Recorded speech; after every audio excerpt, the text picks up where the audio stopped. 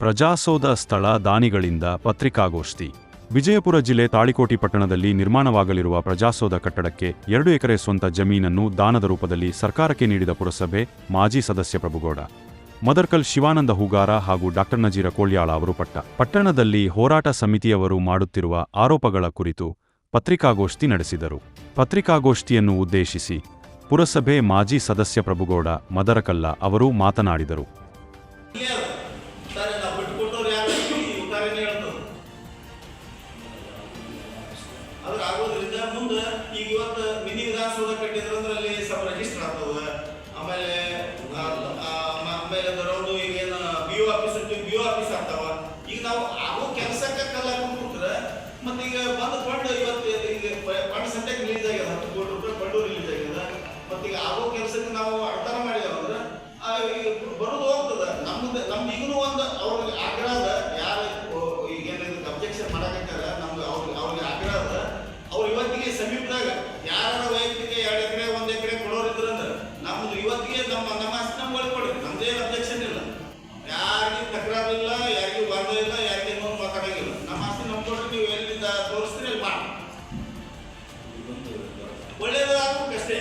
ಸಮೀಪದಾಗ ಸಿಗ್ತದ ಮುನ್ಸಿಪಾಲಿಟಿ ಒಂದು 3 ಕೋಟಿ ತಗೊಂಡ್ರೆ ನನಗೆ ಸಮಾಧಾನ ಆಗ್ತದೆ.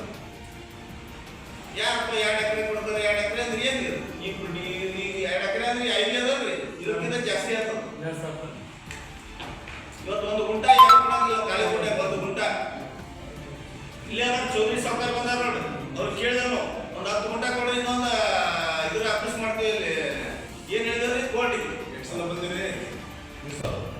ಕೋರ್ಟ್ ಒಂದು ಮಾಡ್ಸೋನು, ಅದು ಡಿಶೋರ್ ಭಾಳ ರಿಕ್ವೆಸ್ಟ್ ಮಾಡ್ಕೊಂಡ್ರೆ ನಾವು ಕೋಲ್ಡ್ ಡೌನ್ ಮಾಡ್ರಿ, ಅದನ್ನ 1 ಎಕರೆ ಕೊಡಿಸ್ರಿ ಅಂತ ಎಲ್ಲರೂ ಕೇಳ್ಕೊಂಡು ನಾವು 1 ಗುಂಟ ಕೊಡೋದ್ರೆ ಯಾರು ಅಂತದ್ರಾಗ ನಾವು 2 ಎಕರೆ ಕೊಟ್ಟಿವಿ. ಅವ್ರು ಹೇಳಿದ್ರೆ ಇವಾಗ ಮನೆಗೆ ಹೋಗಿ ಅವ್ರಿಗೆ ಅಪ್ಪರಿಗೆ ದಯವಿಟ್ಟು ಕೈ ಮುಗಿದು ಹೇಳ್ತೀವಿ, ನೀವು ಹಂಗೆ ಕೊಡಬೇಡ್ರಿ, ದುಡ್ಡು ಕೊಡ್ತೀವಿ ನಿಮ್ಗೆ, 1 ಎಕರೆ ಕೊಡ್ರಿ.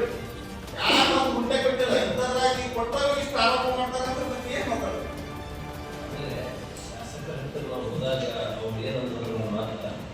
ಈಗಿನ ಒಂದು ದಿವಸದ ಅಷ್ಟೇ ನೋಡಬಾರ್ದು, ಮುಂದಿನ 25 ವರ್ಷದ ವ್ಯೂ ಇಟ್ಕೊಂಡು ನಾವು ಮಾಡ್ಬೇಕು. ಯಾವುದೇ ಬಿಲ್ಡಿಂಗ್ ಮಾಡಿ, ಯಾವುದೇ ಆಫೀಸ್ ಮಾಡಿ ಅಂತ ಮಾತಾಡಿ ಒಂದೇ ಒಂದು ಹೇಳಿದ್ರು. ಇವತ್ತು ಎಷ್ಟು ಸೈಕಲ್ ಮೋಟರ್ ನಿಂತಾವ ನಿಮ್ಮ ಈ ಸಲ ಐಡಿ ಮುಂದೆ ನಿಂತಾವ, ಎಷ್ಟು 20 ಸೈಕಲ್ ಮೋಟರ್ ನಿಂತಾವ.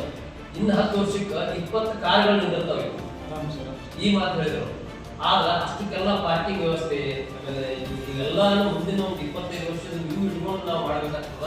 ಅದಕ್ಕೆ ಅದು ಭಾಳ ಚಲೋ ಆಗ್ತದೆ. ನೀವು ದಯವಿಟ್ಟು ನೀವು ಅದನ್ನ ದಾನ ರೂಪದಲ್ಲಿ ಕೊಡ್ರಿ, ದುಡ್ಡು ತಗೋಬೇಡ್ರಿ ಅನ್ನುವಂಥ ಮಾತು ಹೇಳಿದ್ರು. ಅವರಿಗೆ ನಾವು ಬೆಲೆ ಕೊಟ್ಟು, ಅವ್ರ ಮಾತಿಗೆ ನಾವು ಬೆಲೆ ಕೊಟ್ಟು ನಾವು ದಾನನೇ ಕೊಡ್ತೀವಿ ಹೊರತು ಅದನ್ನು ನಾವು ಖರೀದಿ ಹಾಕ್ಕೊಡ್ತೀವಿ.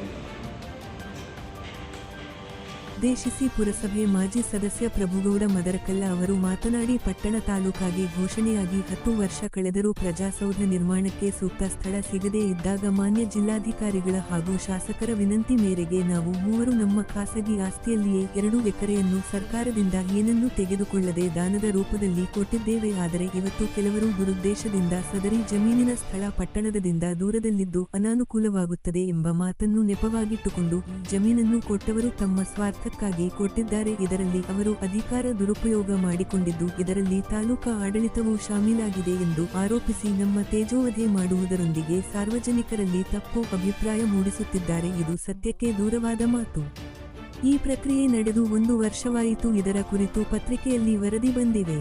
ನಾವು ಕೇವಲ ಊರಿನ ಒಳಿತಿಗಾಗಿ ಮಾಡುತ್ತಿದ್ದೇವೆ. ಇದನ್ನು ಬಿಟ್ಟು ಊರಿನ ಸಮೀಪದಲ್ಲಿ ಯಾರಾದರೂ ಜಮೀನು ಕೊಡುವವರಿದ್ದರೆ ಕೊಡಲಿ, ನಮಗೆ ಯಾವ ಅಭ್ಯಂತರವೂ ಇಲ್ಲ. ಆದರೆ ಸಿಗದೇ ಇದ್ದಾಗ ಮಾತ್ರ ನಾವು ಕೊಟ್ಟಿದ್ದೇವೆ. ಇದು ಎಲ್ಲರಿಗೂ ಗೊತ್ತು. ಆದರೂ ಕೆಲವರು ದುರುದ್ದೇಶಕ್ಕಾಗಿಯೇ ಈ ರೀತಿ ಮಾಡುತ್ತಿದ್ದಾರೆ. ಈ ಮೊದಲಿನ ಶಾಸಕರ ಅವಧಿಯಲ್ಲಿ ಇಂತಹ ಯಾವ ಪ್ರಯತ್ನವನ್ನೂ ಮಾಡಲಿಲ್ಲ. ಯಾಕೆ ಮಾಡಲಿಲ್ಲ? ಆಗ ಅವರಿಗೆ ಆಸಕ್ತಿ ಇರಲಿಲ್ಲವೇ ಎಂಬುದನ್ನು ಹೇಳಬೇಕು. ನಾವು 40 ವರ್ಷಗಳಿಂದ ಇಲ್ಲಿದ್ದು ಸಾರ್ವಜನಿಕ ಬದುಕು ನಡೆಸುತ್ತಿದ್ದೇವೆ. ಪಟ್ಟಣದ ಎಲ್ಲ ಒಳ್ಳೆಯ ಕಾರ್ಯಗಳಲ್ಲಿ ನಾವು ಸಹಕರಿಸುತ್ತಾ ಬಂದಿದ್ದೇವೆ. ನಾವೆಂದೂ ಇಂಥ ಹೀನ ನೀಚ ಕಾರ್ಯ ಮಾಡಿಲ್ಲ. ಆರೋಪ ಮಾಡುವಾಗ ಎಚ್ಚರ ಇರಬೇಕು ಎಂದು ಕಿಡಿಕಾರಿದರು. ಪಟ್ಟಣದ ನಾಗರಿಕರು ತಪ್ಪು ಅಭಿಪ್ರಾಯಕ್ಕೆ ಒಳಪಡಬಾರದು. ಎಲ್ಲ ದಾಖಲೆಗಳು ನಮ್ಮ ಬಳಿ ಇವೆ, ನಾವು ತೋರಿಸಲು ಸಿದ್ಧರಿದ್ದೇವೆ ಎಂದರು. ಪತ್ರಿಕಾಗೋಷ್ಠಿಯಲ್ಲಿ ಶಿವಾನಂದ ಹೂಗಾರ, ಡಾ ನಜೀರ ಅಹಮದ್ ಕೋಳ್ಯಾಳ, ಸಿದ್ರಾಮಪ್ಪ ಚೌಧರಿ, ಮೈಲೇಶ್ವರ, ಬಾಬುಗೌಡ ಹಾವರಗಿ, ರಾಜು ಹಂಚಾಟೆ ಇದ್ದರು.